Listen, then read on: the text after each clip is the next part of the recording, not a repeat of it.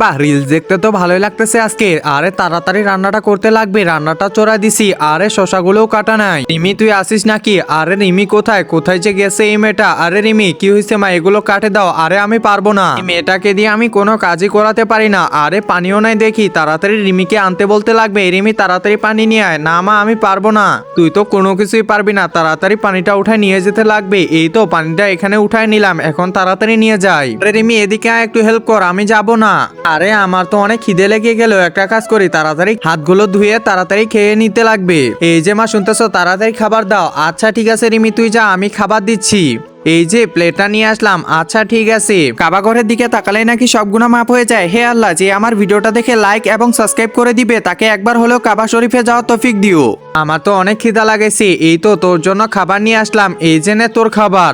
আরে কি ব্যাপার, এটা আবার কি? আরে তোর জন্য আজকে এটাই। আরে মা এটা কি খাওয়া যায় নাকি? এটাই খেতে লাগবে। এই যে চামচটা নে। আরে এটা তো খাওয়াই যাচ্ছে না, যেমন কাজ করিস না, এখন ওইটাই খা।